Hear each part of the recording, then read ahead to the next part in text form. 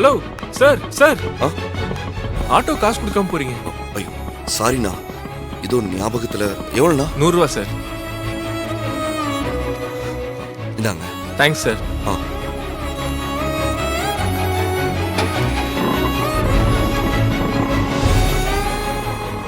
அன்பு கிட்ட பைக்கை பத்தி எப்படி சொல்றதுன்னு தெரியலையே. பேசாம கையில் வர வரைக்கும் வெளியவே வெயிட் பண்ணலாமா, இல்ல நேர்மையா நாமளே போய் நடந்ததெல்லாம் சொல்லி சாரி கேட்டலாமா? என்ன பண்றதுன்னு ஒண்ணுமே புரியலையே. கடவுளே, சரி நாமளே போய் சொல்லிட வேண்டியதுதான்.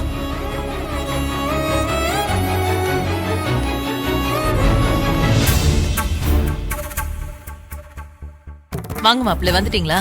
உங்களுக்கு சாப்பாடு எடுத்து வைக்கிறேன் வாங்க. அத்தை இல்ல பரவாயில்ல இருக்கட்டும். மணி என்னாச்சுன்னு பாத்தீங்களா? காலையில கூட நீங்க சாப்பிடாம தான் போனீங்க. நான் சாப்பாடு எடுத்து வைக்கிறேன், வந்து சாப்பிடுங்க. இல்லத்த எனக்கு பசிக்கல, கையில வந்துட்டோம், சேர்ந்து சாப்பிட்டுக்கிறோம். அவ வரதுக்கு லேட் ஆயிடும், நீங்க சாப்பிடுங்க. கை கழுவிட்டு வாங்க போங்க. ஐயோ வேண்டாம் சொன்னா புரிஞ்சுக்கோங்க அத்தை, தொல்லை பண்ணாதீங்க.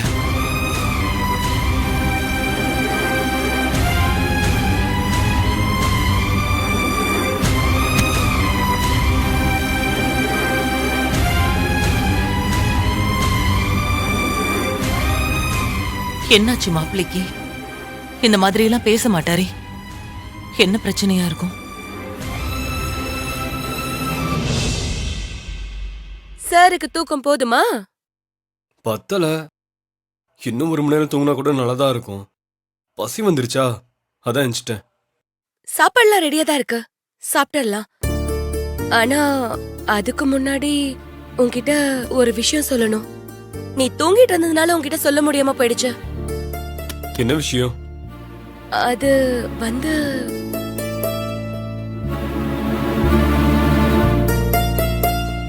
ஷாலினி, உங்ககிட்ட தான் கேக்குறேன், என்ன விஷயம்? ஏதோ விஷயம் ஆரம்பிச்சுட்டு அப்படியே ஸ்டக் ஆகி நின்னுட்ட, என்னன்னு சொல்லு. அது ஒண்ணும் இல்ல அன்பு. காலையில அண்ணியும் அண்ணனும் அவசரமா வெளியே போக கிளம்புனாங்க. சரி. அப்ப அண்ணியோட ஸ்கூட்டர் ஸ்டார்ட் ஆகல. கேப் புக் பண்ணி பார்த்தாங்க, ஆனா வண்டி கிடைக்கவே இல்ல. அதனால உன் பைக்கை எடுத்து எழிலண்ணா கிட்ட கொடுத்து அனுப்பி வச்சிட்டேன்.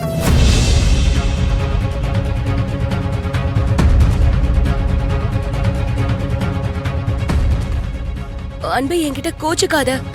உன்கிட்ட சொல்லாம இதெல்லாம் பண்ணணும்னு நினைக்கல. ஆனா அவங்க 2 பேரும் ஏதோ முக்கியமான வேலையா கிளம்பிட்டு இருக்கும் போது வண்டி ஸ்டார்ட் ஆகல. அதான் நான் சாவியை எடுத்து கொடுத்துட்டேன். ஏற்கனவே மூர்த்தி மாமா கிட்ட உன்னை கேட்காம பணத்தை எடுத்து கொடுத்தேன்னு நீ கோவப்பட்டல்ல, அந்த மாதிரி கோவப்பட்டுறாத. சாவி எடுக்க உள்ள வரும்போது நீ நல்லா தூங்கிட்டு இருந்த. உன்னை டிஸ்டர்ப் பண்ண வேண்டாமேன்னு தான் உன்கிட்ட நான் சொல்லல. பாத்தியா, பொண்டாட்டிய பார்த்து புருஷன் பயப்படுற இந்த ஜெனரேஷன்ல நீ என்ன பார்த்து எப்படி பயப்படுற பாரு.